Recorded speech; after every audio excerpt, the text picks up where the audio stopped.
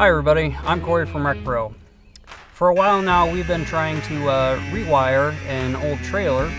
We've had some successes and some failures, and we thought it might be a good idea to kind of give you all some tips and advice based on those successes and failures we've had.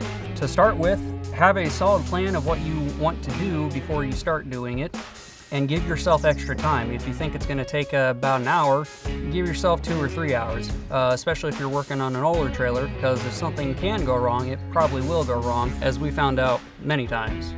After that, have all the tools you think you'll need laid out and ready. That way you don't have to spend 20 minutes looking through your garage trying to find what you need.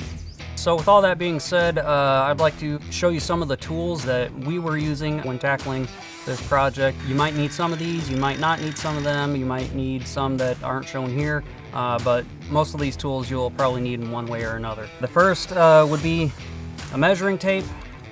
Kind of self-explanatory. If you need to measure something, you need a measuring tape. The next would be a drill, either battery or corded, in case for if you need to screw something in, unscrew something, or if you need to drill a hole. It's pretty helpful to have that. And kind of going with that would be a set of drill bits in case you need to make a hole in the trailer frame somewhere for your wires or other connections. Speaking of drill bits, you want to make sure you have the right kind of drill bits. I'm not talking about size. So these drill bits here are for wood. If you need to drill a hole in a wood floor of your trailer. If you're drilling through the frame or something like that, you'll need metal drill bits, so make sure you have the right kind.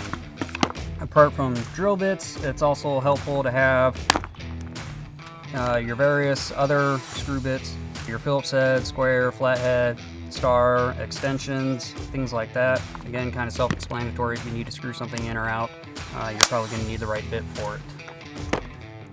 Another thing you might need is a ratchet in various sockets. Not everything is a screw, so sometimes you'll run into a socket that you need to tighten down or a nut that you need to unscrew. So you need a ratchet, you need some sockets. Let's see. Utility knife. Also pretty simple, especially for wiring. If you need to say open up the sheathing of the wire, make any kind of cut, maybe to a zip tie or something like that, you'll need a knife of some sort. So needle nose pliers, these are useful if you need to kind of get to something that might be in a hard to reach area. If you need to, you can also use them to cut wires if you have to. Useful tool to have. And speaking of cutting wires, wire cutters, self-explanatory. If you need to cut a wire, you need wire cutters. Various wire connections.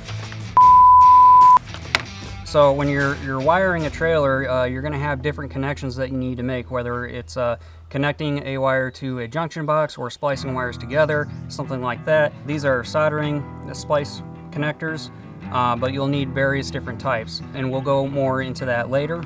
And going along with the different type of connectors you'll need a pair of wire strippers. You can kind of get away with it using a knife, but it's much better to use a legitimate pair of wire strippers to expose the bare wire when you're trying to put connections on a wire or install it or splice it. And a crimping tool for your wire connections. This one can work on a variety of different types of connections, and this is to help you get a good secure crimp on your connectors. Make sure it's nice and tight. And we're still talking about wires and their connectors. So a lot of connectors you can actually shrink down, and you should. So when you put a connector onto a piece of wire and crimp it down using your wire crimpers, you want to use something like this, which is a heat gun, and you can warm up the connection to shrink it down, which will help give that wire an even more secure connection and prevent that connector from slipping off of the wire. Don't use a lighter. I've seen people use it before. I've used a lighter before to try and heat shrink different connections, and while it can work, you can easily burn yourself, and you can easily just burn or melt the wire or the connectors. So get an actual heat gun. And of course, if you're doing any kind of electrical work, you're probably going to need electrical tape. Also kind of self-explanatory. If whether you're just getting wire out of the way or really want to make sure that connection ain't going anywhere, you probably need some tape. For now, that's all the tips and advice we have. I'm sure we'll have more in the future. And if you have any tips or advice or tricks that you'd like to share, do so in the comments below. Like this video if you liked it, and remember to subscribe if you want to see more of what we do in the future. And remember, when you're rolling down the road, roll with RecPro.